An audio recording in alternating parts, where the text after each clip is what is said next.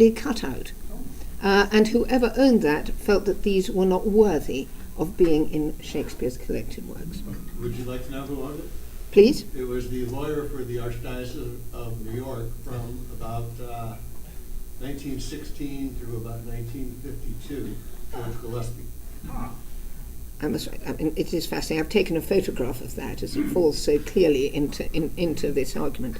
The two poems were dedicated to the Earl of Southampton, the young Earl of Southampton. And you might have thought this was not a great gift to the young Earl, but you would be wrong, because Venus and Adonis and the Rape of Lucrece made Shakespeare's name. And he became almost a byword for being too popular, like Andrew Lloyd Webber in England. Venus and Adonis ran into 16 editions by 1640. We don't know how long the editions were, but the existing copies are almost torn to shreds, so they were obviously very carefully read. There was a sort of parody, a skit on the literary scene written around when Shakespeare had just got into his stride, a few years after these poems, called The Road to Parnassus. And in it, there's a joke figure, a sort of smitten, silly Shakespeare fan, a fop. And he says, "Oh, forget Master Spenser and Chaucer. I will worship sweet Master Shakespeare, and to honour him will lay his Venus and Adonis under my pillow." Venus and Adonis, not anything else. He also says, "I will have his picture hanging on my wall. I just wish I knew what that picture looked like of the young Shakespeare," because we only have the old and venerable Shakespeare, don't we, the balding one.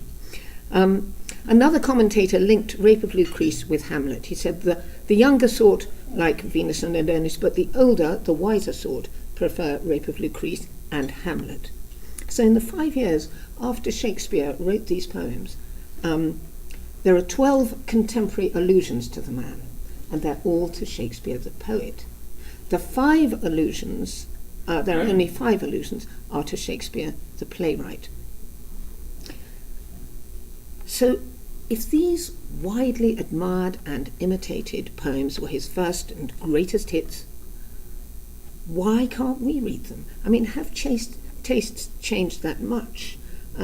We know they liked the same plays that we did. There's a list of the plays that were the most popular. One of his supporters wrote them down. He said, "Goodness, if Ben Jonson writes a play, nobody goes along to that. They can't even afford the heating out of the takings. But Shakespeare, you can't get a ticket." And this is in Shakespeare's just after he died. And he says it's Romeo and Juliet, Julius Caesar, Much Ado About Nothing, and the Stuart Court in its first year commissioned a repeat performance of Merchant of Venice. Well, most of us would put those 4 plays at the top, wouldn't we? Most of us like the sonnets, although I think the good bishop cut those out as well, didn't he, of the book. But we generally think that some of those sonnets are the greatest love poems ever written. But somehow we part company on the narrative poems. They seem rather like those great Renaissance tapestries or pictures of cold classical subjects where you can't quite make out what's happening or who is the main character. Or else sort of the coldness of neoclassical dramatic events in tapestries and paintings. The first one is about the love for the goddess Venus, for the beautiful young Adonis, and the other is the tale of Lucrece, who was raped by a Roman king, Tarquin, and she allowed him and then killed herself afterwards, did the First Roman Republic.